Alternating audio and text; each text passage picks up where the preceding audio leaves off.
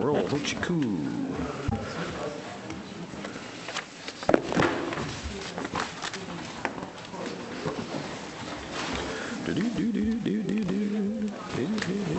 Ready? They switched chairs. Call to order the regular common council meeting, Monday, June 2nd, 7 p.m. Roll call. Yes. McIntyre? Yes. Davis? Yes. Thomas? Yes.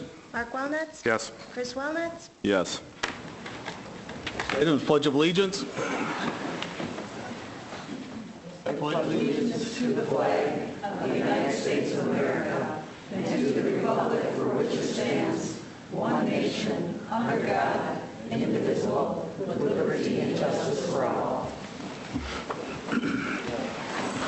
Confirmation of appropriate meeting notice. Meeting was noticed on Friday, May 30th. Agenda is posted at BMO Harris Bank, Post Office, Library, and City Hall. Council acceptance of the agenda. Motion to accept. Second. Any discussion? Hearing none, all those in favor signify by saying aye. Aye. Opposed? Carried. Personal appearances. Looks like we have one tonight.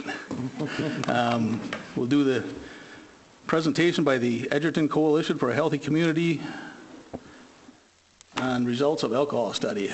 If you're ready, you can have the floor.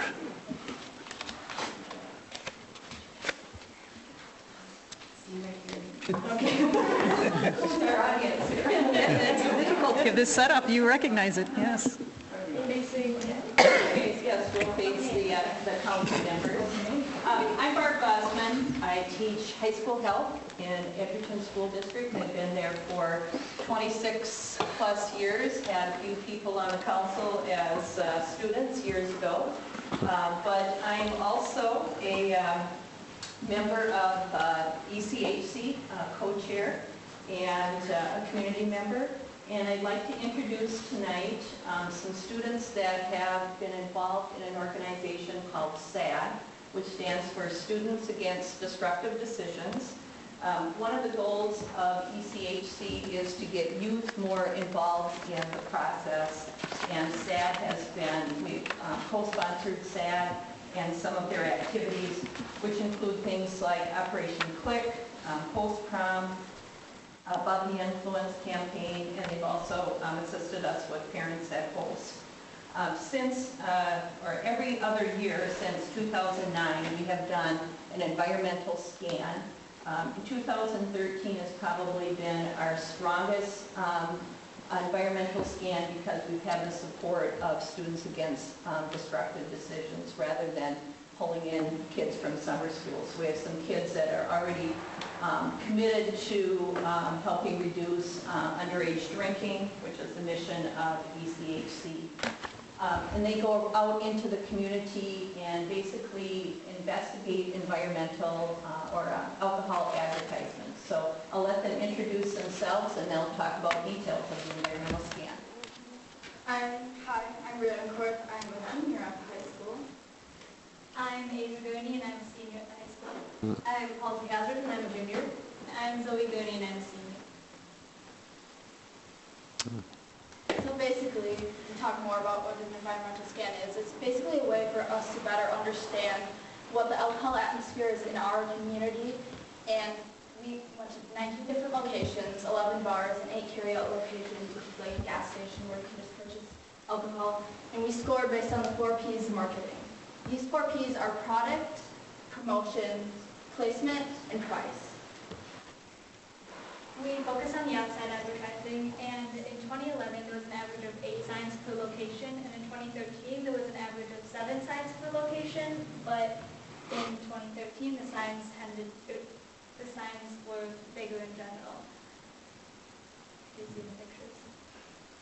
Yeah, as you can see, a lot of them take up whole windows. And then for the outside combined prevention messages, which are like the WeID signs and minimum age notices, there was a general decrease in those except for the responsibility message, which did go up slightly. But that's alarming because that doesn't have the, it doesn't show that teenagers can buy alcohol outside the store.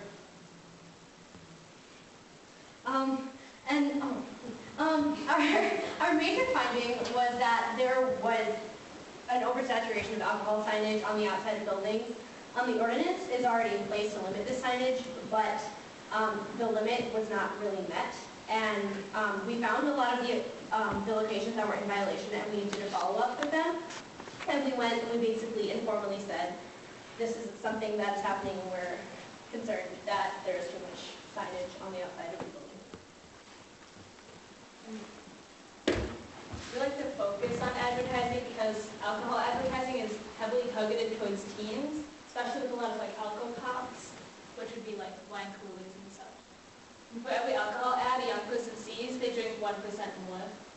Youth that are more exposed to alcohol marketing are 50% more likely to drink. Youth exposure to alcohol signage near schools is associated with a greater likelihood of underage drinking, so those are also we focus on the outside advertising.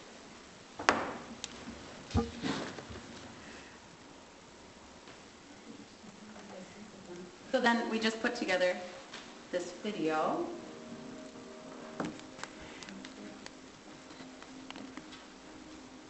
So this video will show sort of a compilation of the environmental scan and some of the statistics and just things about Edgerton in general that the youth found.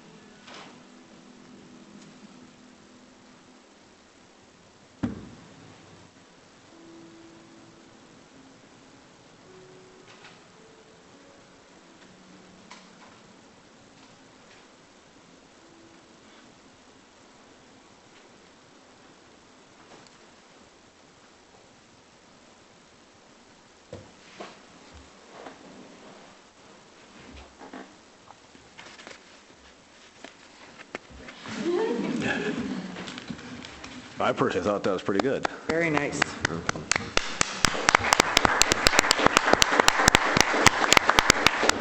Chris, I asked a question.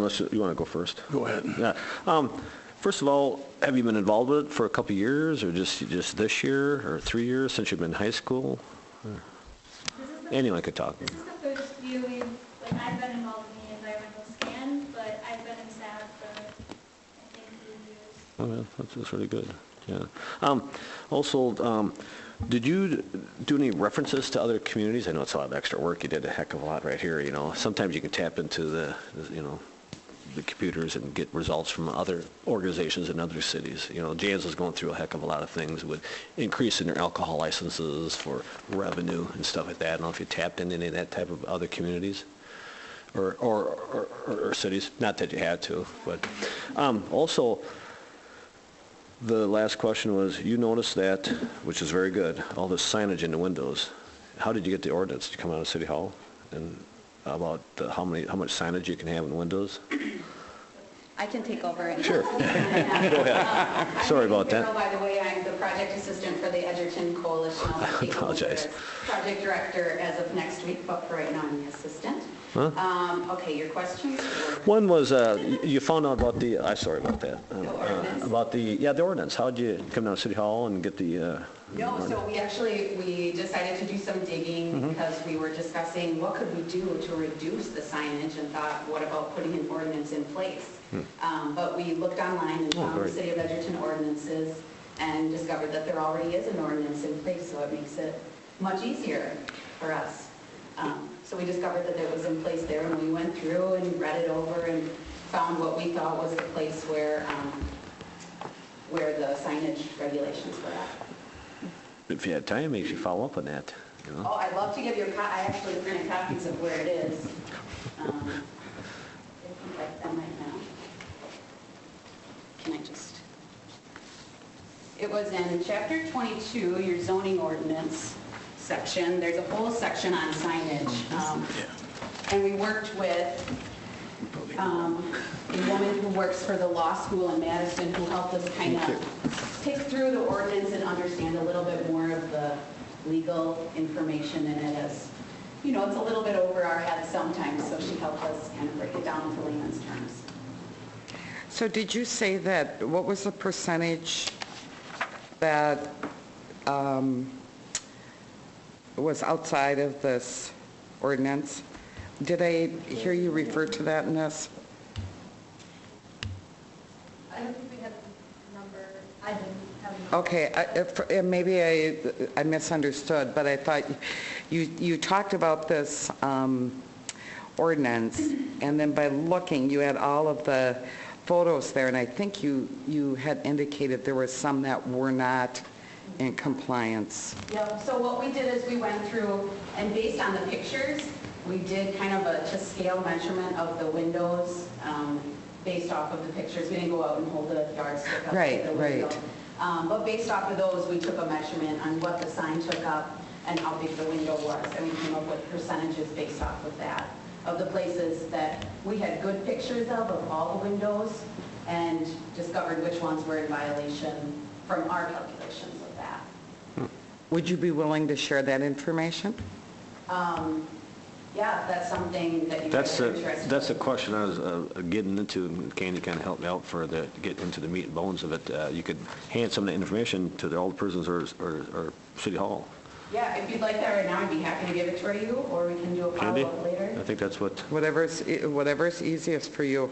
Okay, I can just go over real quickly right now. And again, this is just what we found. You guys might have to do some follow-up to make sure. Absolutely. Okay. Yep. So Game Day Liquor, so the ordinance states it's one facade of the building, one side of the building, all their window areas added up. Can't be more than 25%. Game Day Liquor, one side had 62% coverage. That's the same.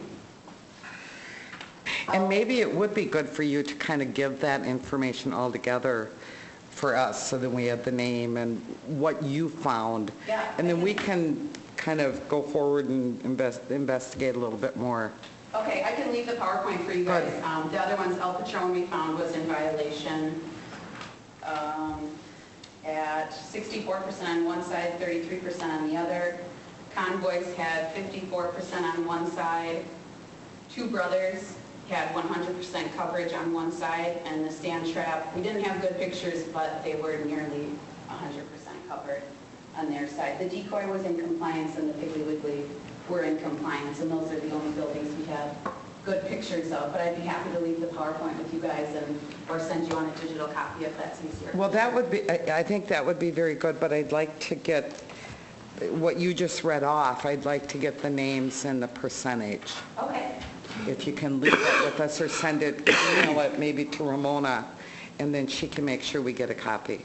Okay. And I understand that it's not a scientific, you didn't measure anything, and we may find that some of them are not out of compliance, but it would be good just to look at it and kind of put our own yardstick to it, if you will. Yeah, and as the youth had said, they actually went out and did follow-ups with the businesses and told them that they weren't in compliance and... Oh, yeah? Yeah, that's What'd right, they I say? did hear that. How did that go? You guys want to talk a little bit more about how that went? Yeah, sure. We kind of faced some opposition, which was surprising to us, but there was some that said it might hurt their business if they were to take signs down, so that's why we kind of are taking further action, I guess, because we don't have the means to Sure. go further. So the opposition, other than taking away from their business, what other They didn't really things did you offer hear? anything Yeah. other than that. There was one place that said that was their only way to bring people in, their advertisement, so there wasn't really another answer for why not. So I think it's important to note that, and I hope you take this the right way, a business isn't going to do anything if one or two or three or all four of you go in there. I mean, I think it's I think it's wonderful you did this, but I wouldn't expect them to do anything. But I do think that the strength in what you're doing is coming to the city and pointing out to us that you see some non-compliance and that you did do this. That is where I think you're going to get the most action. I guess I wouldn't, you shouldn't feel bad that you didn't get anything from those businesses by, giving it, putting it in front of them and them not doing anything. I wouldn't expect them to. Does that make sense? But I think you're doing the right thing by coming here.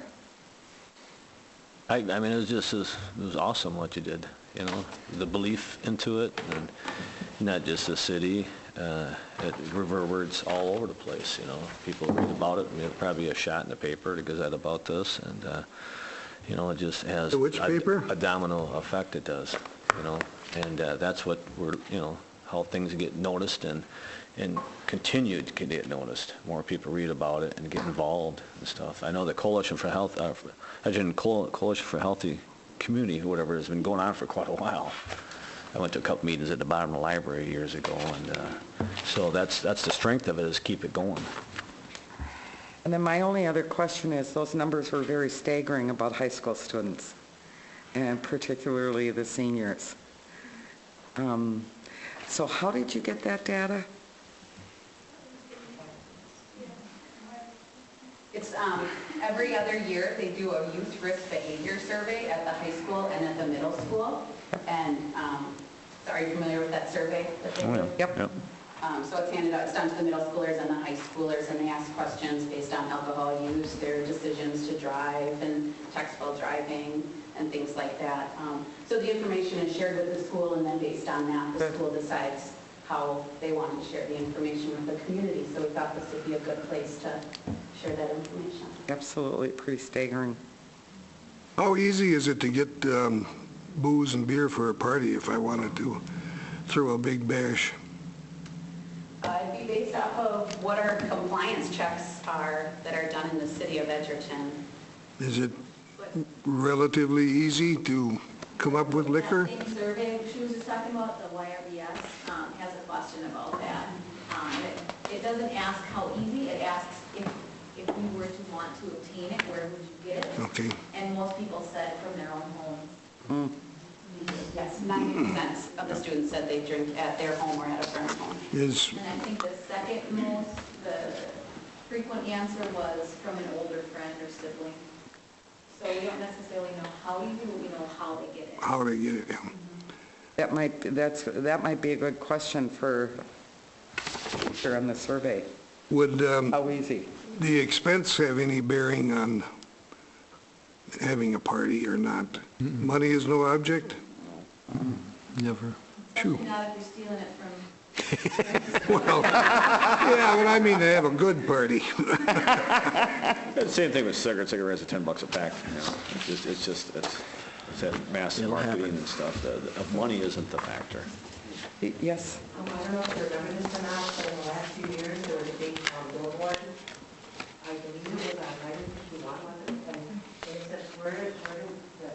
Oh, yeah. Get easiest place to get your beer, next to the milk and the refrigerator. Yes, Yeah. I remember that. Take a couple from the refrigerators if they might have big party. You all take a couple from many, many refrigerators, and then they find a place that's, where they can have the party, and then they have all that beer. And some of the parents probably, most of them, even miss a couple beers. Right. So I think my only other question is, so this basically was on alcohol. So is this just about alcohol, or do you think you'll expand into the drug arena as far as some of these questions and, study? Yes. What's that? The youth risk behavior question? Yeah, so I mean, They ask questions in addition to ones related to alcohol. Yeah, we didn't use all of the data in this. okay, so this basically is just about the alcohol, not the, Their report is about. there is, okay, good. YRBS is about. The whole thing, okay, good. Any other questions? One quick one. Do we know how Edgerton compares to other communities on the percentage of kids that are drinking, the binge drinking, and those numbers? Is there a survey done elsewhere that would give us some comparison if? Sure. The YRBS, that same survey, is actually a statewide survey. We also get Rock County data. We don't have that yet for this year because Janesville and Beloit schools, I think, have not completed the survey or in the process. They did it a little later than the rest of us in the county. But 2012 data that we included in this report, Edgerton was the highest in the county as far as alcohol use. And typically Rock County is one of the highest usage rates in the state. So our alcohol stats in particular are always higher, have been historically in other communities. Counties, and we're usually higher than state and county numbers as well. Now, I will say, our numbers have gone down. They have improved in the last 6 years. So we're seeing our trend go in the right direction, but we're still, by comparison to other communities, unfortunately on the high end, which is why we're looking at what are all the influences on our youth decision-making. And so advertising just happened to be one that we said, let's dive into this a little bit more. Okay, anyone else have any other questions or comments? Very nice job. Thank you. Thank you. Thank you. Thank you, guys. For inviting us.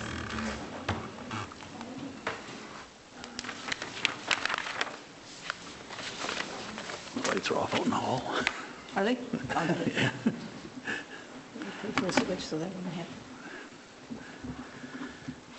Any other public appearances that is not on the agenda?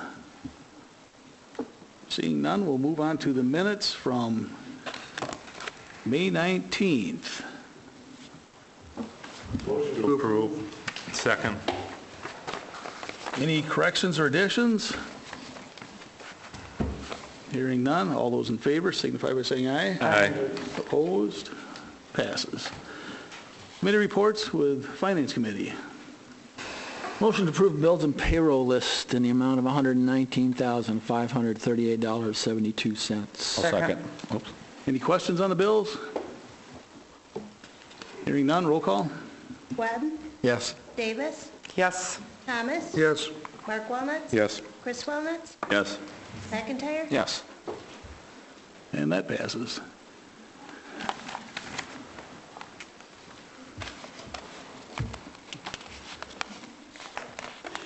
Go wait Thank you all for coming down. until they're gone. How ironic. That's what I was thinking.